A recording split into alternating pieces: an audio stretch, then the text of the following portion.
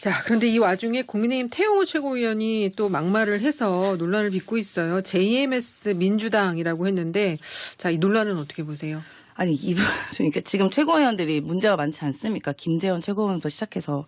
근데 지금 또 태영호 의원도 5.18 사건부터 시작해서 여러 가지 막말 논란을 계속 지속하고 있는데, 지금 사실 이분은 저는 이렇게 뭐 상대 당이다 보니 뭐 비판과 비난의 하나로 볼 수 있지만, 이 JMS 뭡니까? 이건 사실상 범죄 혐의고, 그리고 좀 단어가 좀 그렇지 않습니까? 여러 가지 제가 뭐 입에 담기는 뭐한데 정크, 네. 머니, S, 그러니까 예, S, 예. 그래서 뭐 쓰레기, 돈, 성비비 뭐 이런 얘기를 이걸 싸잡아서 민주당을 비판한 거예요. 그렇죠. 예. 근데 이분 본인부터 성찰해야 되는 게 순서 아닌가 싶습니다. 뭐 저도 이거 논란, 그러니까 이게 카더라로 듣는 얘기가 있지만 이분 북한에서 무슨 범죄를 저지르고 왔는지에 대해서 좀 생각을 하시라. 뭐. 좀 말씀드리고 싶습니다. 예, 어떻게 보세요? 저는 정말 이 태영호 최고위원이 이것은 글을 올리자마자 그 해명을 보니까 보좌진이 뭐 테스트로 올렸는데 그게 이제 오픈이 됐다가 급히 지웠다 뭐 이런 예. 식이에요. 근데 요즘 시대가 다 캡처하죠. 바로 올라오면 캡처를 하고 또 보도가 되는 게 일상인데 뭐 매우 부주의한 것도 문제지만요. 이걸 만약에 올리려고 어쨌든 준비를 했다고 하니까 그 행동의 의도성을 놓고 평가를 한다 그러면 이거는 사실 민주당에 대해서 굉장히 그 좀 뭐랄까요.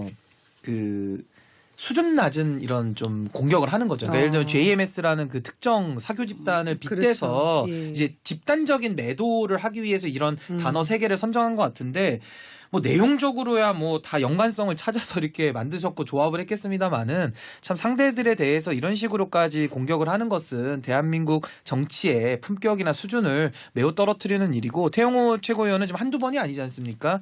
그래서 저는 매우 심각하게 이 문제를 당에서 처리해야 된다 이렇게 봅니다. 이 JMS로 민주당을 공격한 거가 이번이 처음이 아니잖아요. 전에도 제명스 민주당이라고 해서 JM하고 어포스트로피 S에서 민주당 했었는데 네. 상당히 이 공격에 좀 집착을 하는 JMS에 거를- 꽂힌 것 같아요. 아니 JMS에 꽂힌 게 아니라 굉장히 본인이 바라시는 이런 건가? 식으로 본인이? 얘기하면 센스가 있다라고 아. 보일 줄 아나 봐요. 그래서 이런 식의 좀 과대한 예. 좀 그런 희망적 사고는 좀 줄였으면 좋겠습니다. 알겠습니다. 두째 판 주제로 넘어가겠습니다.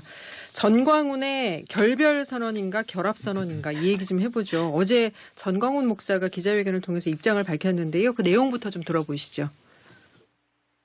국민의힘 정당과 결별은 뭐냐면 우린 신당 창당입니다. 당은 한 달에 당비 1,000원씩 내는 이들에게 공천권을 돌려주시기를 바랍니다. 이것을 수용하면 제가 국민의힘 정당과 새로운 정당 창당을 잠시 보류하겠습니다. 네. 당초에는 이 기자회견이 결별 선언하겠다 국민의힘하고 그렇게 알고 기자들이 갔는데 막상 어제 한 얘기는 이제 공천권을 폐지해야 한다. 폐지하지 않으면 버릇을 고쳐주겠다라는 식으로 얘기를 했어요. 그러니까 국민의힘에 대한 장악력을 더 높이겠다 이렇게 들리는데 두 분은 어떻게 들으셨어요?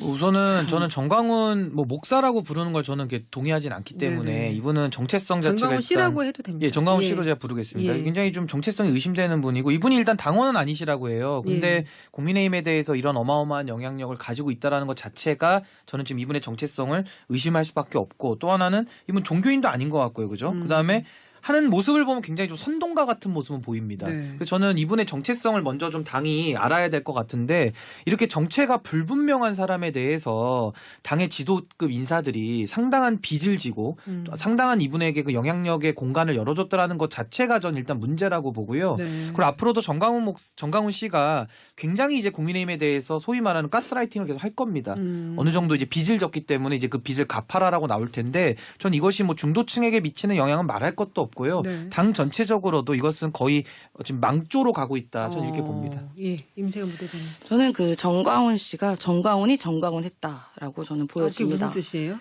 그냥 늘 하던 일을 했다. 전광훈이 정광훈했다. 그러니까 정광훈 하면 딱 우리가 생각나는 이미지가 있지 않습니까? 예전에 코로나 때부터 그 대구에서 이제 우리가 그렇게 모이지 말라고 했는데도 모여가지고 집단적으로 감염에 대한 위험성을 높였던 일들을 시작해서 예전에 황교안 대표랑도 잘 지내고 뭔가 당과 화합하는 듯 하다가 나중에 또 절연하고 뭐 등등의 사건들이 있었습니다. 그러니까 우리 국민들이 대다수가 정광훈 씨에 대해 갖고 있는 그런 부정적인 선입견이 있는데 그걸 똑같이 또 했다. 그러니까 여전히 뭐 저는 사실 기자회견 한다 그랬을 때 크게 기대는 안 했었습니다. 그래서 역시 이렇게 말이 나왔었고요. 어. 그리고 사실 이분이 국민의힘이 아니라 사실 당이 따로 있습니다. 뭐 기독자유당인가요?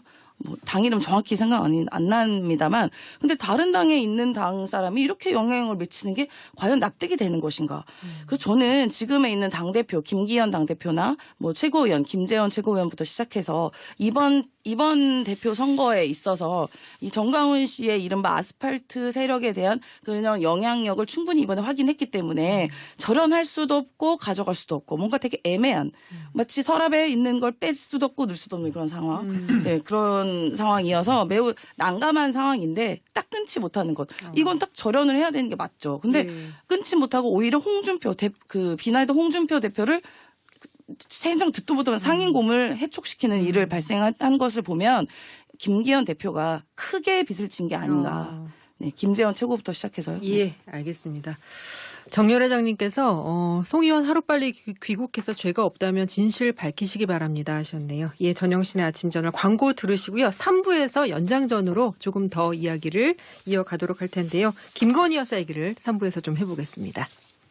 저희가 앞서 전광훈 목사 어제 기자회견 이야기 조금 했었는데요. 조금만 더 해보겠습니다. 김기현 대표가 뒤늦게 그 입을 당장 닫아주셨으면 좋겠다라고 했어요. 근데 그동안 이 국민의힘 지도부가 이 전광훈 목사에 대해서 당원이 아니다라는 식의 논리로 뭐 그동안 뭐 어떻게 할 도리가 없다 뭐 이런 식으로 논리를 폈었는데 신인규 대표는 이 당 지도부의 전 목사에 대한 어떤 그 대응 어떻게 보세요? 일단은 그 정광훈 목사의 영향력 자체는 김재원 수석 최고위원을 만들면서 또 민영삼이라고 하는 사람을 떨어뜨리면서 저는 확인은 이미 됐다고 보는데요. 사실은 이 보수 내에서 왜 이렇게 교계 세력이 세냐 이런 의구심이 있으실 텐데 사실 그 정광훈 목사가 한국기독교총연합회 회장까지 지냈던 분이고요. 이 교계 세력을 보수가 많이 좀 도움을 받았던 게 사실입니다. 왜냐하면 민주당은 대중조직이 많지만은 보수는 대중조직이었거든요. 그래서 소위 말하는 뭐 아스팔트, 뭐 거리 운동하면서 이제 정광훈 씨의 도움을 많이 받았던 게 사실인데 제가 말씀드리고 싶은 건 과거에 홍준표 시장도 대선 나왔을 때 2017년도죠. 그때 정광훈 목사의 지지선을 받았고요. 그러니까 한번 도움을 받았고요. 네. 또 김기현 대표는 2019년도인가요? 당시에 집회 나가서 이사야 같은 선지자다가 굉장히 훌륭한 그렇지. 사람이다라고 정광훈 씨를 추켜 세웠었어요. 그리고 이제 황교안 전 총리 같은 경우는 대표 시절에 총선을 정광훈 목사랑 손잡고 같이 치렀거든요. 네네. 그러니까 이런 식의 구조들 속에서 본인들이 과거 행보 속에 칭찬을 하거나 도움을 많이 받았는데 이제 와서 나몰라라 하고 입을 다물어라 하면은 이거 토사구팽으로 볼 수밖에 없지 않겠습니까? 그래서 저는 절연이 매우 어려울 것이다. 저는 이렇게 봅니다. 그 손을 잡은 만큼 어떤 정광훈 목사가 폭로를 할 부분도 있다. 그러니까 이런 거죠. 은행에서 돈을 빌려 쓰면요. 공짜가 없어요. 이자를 내고 원금을 다 갚아야 되는 겁니다. 예. 그러지 않으면 집에 압류가 들어오죠. 네, 그래서 이거는 그렇게 갈 가능성이 매우 높다. 네. 이렇게 봅니다. 예. 알겠습니다. 저도 뭐 이게 참 김기현 대표나 뭐 김재원 최고나 뭐 지금 뭐 이게 이제 입 다물라 얘기까지 나오긴 하긴 하는데 전 참 의리가 없다. 쓸 땐 얹고 버리는 건 또 뭐냐. 그 말씀 드리고 싶습니다. 예, 알겠습니다. 자, 다음 주제로 넘어가겠습니다. 이판사판 셋째 판의 주제는 윤, 김 공동정부 이렇게 제목을 좀 달아봤는데요. 지금 윤석열 대통령과 김건희 여사 이야기를 하는 겁니다. 김건희 여사가 최근에 광폭 행보를 가속화하는 모습인데요. 유튜브와 보이는 라디오로 김건희 여사 모습이 담긴 사진들을 좀 띄워드리면서 이야기를 이어가겠습니다. 이달 들어서만 11번의 공식 행사에 김건희 여사가 참석을 했어요. 최근 이 김건희 여사의 모습 어떻게 생각하세요? 저는 진짜 좀 설명을 해줬으면 좋겠어요. 예전에 대선 후보 시절에 뭐라고 하셨습니까? 아내로서의 역할만 하겠다. 조용히 내조만 하겠다라고 이야기를 했습니다. 뭐 공식적으로 꼭 해야만 하는 일들이 있습니다. 예를 들면 외교 현장에 동석을 한다던가 그러니까 꼭 필수 불가결한 행보들은 있습니다만 지금 너무 과해요. 네. 시장을 도대체 몇 번을 갑니까? 게다가 단독으로. 그리고 얼마 전에 봤지만 우리 순천만 어디 무슨 행사 그 정원 갔었을 때 본인 개인 사진만 뭐 주구장창 나옵니다. 그리고 지금 대통령실에서 이렇게 나오는 공식적인 사진에 대통령과 함께 있는 사진보다 김건희 여사 단독 샷이 훨씬 많아요. 이 비중을 따지면 거의 60대 40, 70대 30 정도로 김건희 여사의 사진이 대부분입니다. 아니 화보 찍으려고 지금 대통령 하신 거 아니잖아요. 그리고 그 국민들은 그때 믿었습니다. 김건희 여사 여러 가지 의혹들, 학력 조작, 주가 조작, 허위 경력 등등 그것에 대해서 국민들이 그 당시에 여러 가지 의구점을 제시했고 그래서 후보의 부인으로서 나는 내조만 하겠다라고 공식적 약속을 한 거예요. 그럼 이건 대선에 대해서 약속을 파기한 거 아닙니까? 그럼 그거에 대해 어느 정도 일정한 설명이 있어야지. 이부속실도 없애고 공식적인 이런 지원 라인도 없애면서 이렇게 광폭 행보를 한다? 그럼 도대체 어디 지원을 받고 하면 그 책임은 누가 질 것인가? 일단 저 의심을 얘기를 안 할 수가 없습니다. 그리고 별로 국민들이 김건희 여사 단독 보여진 거 별로 안 좋아해요. 그리고 네. 신인규 대표. 저는 뭐 야당의 지적이 저는 매우 타당하다. 네. 저는 일단 이렇게 보고요. 사실 지금 말씀하신 대로 선거 과정에서도 의혹이 많았기 때문에 이제 조용한 내조 행보하겠다 했는데 지금의 말씀을 안 지키고 있는 그러니까 언행불일치와 말바꾸기라는 비판을 좀 피할 길은 없다 이렇게 보고요. 제2부속실을 그럼 만들어야죠. 만들어서 공적으로 통제를 받아야 되는데 그것도 하기 싫다. 이렇게 되면은 권력의 사유화 아니냐 예. 이런 비판 또 따라옵니다. 그래서 저는 세 가지로 나눠보는데 첫 번째는 김건희 여사가 이런 비선이냐, 그러니까 이런 식으로 비선의 역할을 지금 광폭 행보하는 거 아니냐라는 의혹을 스스로도 지금 자아내는 행보를 하고 있다는 게 문제고요. 두 번째는 인사입니다. 인사도 네네. 김승희 선임행정관을 예. 과거에도 의전비서관이었던 김일범 비서관하고 충돌이 있어서 나갔다는 소문이 있었는데 여기서 김승희 선임행정관 대학원 동문이라고 합니다. 네. 김건희 여사랑 예. 이런 분을 비서관으로 승진을 시키면은 세간에 도는 소문을 확인해주면서 인정하는 꼴 아니겠습니까? 그래서 이 부분도 매우 부적절해 보이고 마지막으로 이제 사진인데 사진에 대해서도 대통령이 돋보이고 대통령에게 정무적으로도 도움이 되는 역할을 영부인이 하셔야 되고 우리 보수 정부에서는 늘 박정희 대통령 존경하지 않습니까? 그렇다면 유경수 여사의 모델을 좀 갖다가 차용했으면 좋겠는데 지금은 뭐 거의 거꾸로 가고 있어서 저도 정권에 큰 부담이 되고 있는 거는 인정하지 않을 수가 없을 것 같습니다. 예. 예. 인세훈 부대표님. 그러니까 지금 또 이제 얼마 전에 이런 보도도 있지 않았습니까? 국정 운영의 파트너로 윤 대통령이 김건희 여사에게 요청했다. 네네. 아니 우리 국민이 언제 김건희 여사에게 국정 운영하라고 했습니까? 아니, 윤석열 대통령은 국민 선출한 대통령이긴 합니다. 근데 김건희 여사 보고 찍지 않았어요. 오히려 본인이 내조하겠다고 해서 그거에 대해서 의구심 있던 사람들이 아 그래 뭐 한 표 주지라고 했던 분이 더 많겠죠. 근데 국정 운영의 파트너는요. 김건희 여사가 아니라 야당입니다. 그렇게 김건희 여사에게 파트너 운운할 게 아니라 그냥 인생의 파트너로만 그 김건희 여사를 하시고 국정운영 파트너인 야당 대표를 좀 먼저 만나시면서 지금 이 어려운 경제 상황에 대해서 어떻게 돌파할 것인가를 좀 고민하셔야지. 무슨 김건희 여사한테 우리가 무슨 권력을 줬습니까? 그리고 김건희 여사 한간에 이런 말도 돌아요.